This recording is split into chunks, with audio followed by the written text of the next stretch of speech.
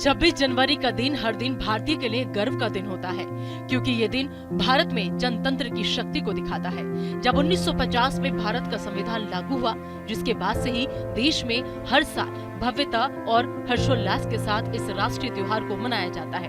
अब सवाल जो हर किसी के मन में उठता है कि भारत का पहला गणतंत्र दिवस कब और कैसे मनाया गया था। आजाद भारत ने पहली बार 26 जनवरी 1950 को अपना पहला गणतंत्र दिवस मनाया था। इस दिन देश का संविधान लागू होने पर दिल्ली में इसे मनाने की शुरुआत हुई थी। इस खास मौके पर पुराने किले के सामने स्थित इरविन स्टेडियम में पहली बार गणतंत्र दिवस की परेड आयोजित की गई थी। वर्तमान में इस जगह पर दिल्ली का चिड़ियाघर है और इरविन स्टेडियम को बाद में नेशनल स्टेडियम और अब मेजर ध्यानचंद नेशनल स्टेडियम के नाम से जाना जाता है।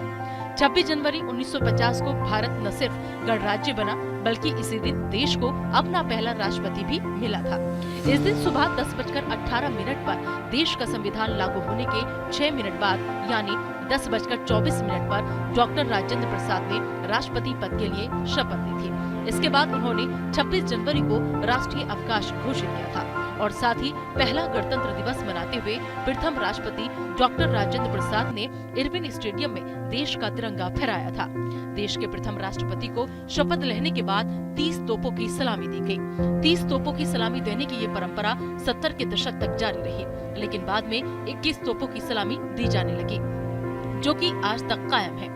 तोपों की सलामी के साथ ध्वजारोहण करते हुए डॉक्टर प्रसाद ने भारत को पूर्ण गणतंत्र देश की घोषित कर दिया था।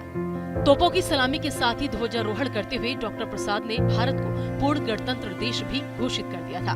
गणतंत्र दिवस के इस समारोह में उस दौरान राष्ट्रपति डॉक्टर राजेंद्र प्रसाद के अलावा देश के प्रथम प्रधानमंत्री जवाहरलाल नेहरू और गवर्नर जनरल सी राजगोपालाचारी भी शामिल थे।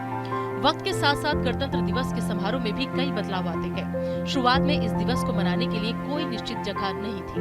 1950 में नेशनल स्टेडियम के बाद इस समारोह को लाल किला, किंग्सवे कैंप और फिर रामलीला मैदान में आयोजित किया गया था।